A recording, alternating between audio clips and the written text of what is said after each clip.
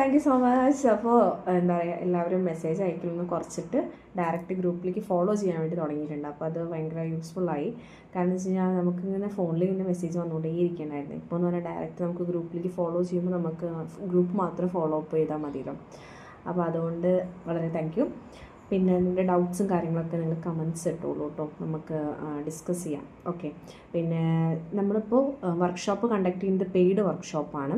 ഗ്രൂപ്പാണെങ്കിലും ഗ്രൂപ്പിൽ നമ്മൾ paid വർക്ക്ഷോപ്പാണ് conduct ചെയ്യുന്നത്. അപ്പോൾ താല്പര്യമുള്ളവർ ജോയിൻ ചെയ്യുക. ഓക്കെ.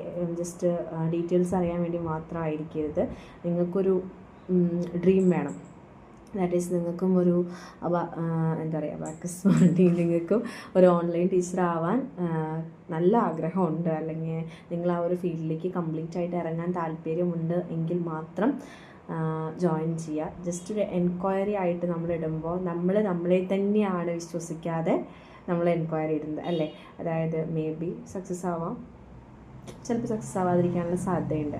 പക്ഷേ നമ്മൾ കംപ്ലീറ്റ് ആയിട്ട് ഇറങ്ങും. എന്ത് വന്നാലും ഈ ഒരു ജോബ് ഞാൻ ചെയ്യും, ഇതിപ്പോൾ ഒരു ജോബ് തന്നെയാണല്ലോ, അപ്പോൾ ഇത് നമ്മൾ ചെയ്യും എന്ന് ഉറച്ച വിശ്വാസത്തോടു കൂടെ തന്നെ നിങ്ങൾ മെസ്സേജ് അയയ്ക്കുക. മാക്സിമം നമ്മുടെ പെയ്ഡ് വർക്ക്ഷോപ്പ് അറ്റൻഡ് ചെയ്യാൻ വേണ്ടി ശ്രമിക്കുക. ഓക്കെ. വെറുതെ ജസ്റ്റ് നമ്മളാണ് നമ്മളെ വാല്യൂ ചെയ്യേണ്ട ആൾക്കാർ അല്ലേ. നമ്മളെ വാല്യൂ ചെയ്തില്ലെങ്കിൽ വേറെ ആരും നമ്മളെ വാല്യൂ ചെയ്യില്ല. നമുക്ക് എത്രത്തോളം വാല്യൂ കൊടുക്കുന്നു, എത്രത്തോളം റെസ്പെക്റ്റ് ചെയ്യുന്നു, അതിനനുസരിച്ച് ബാക്കിയുള്ളവരുടെ അടുത്ത് നമുക്ക് റെസ്പെക്റ്റ് കിട്ടും.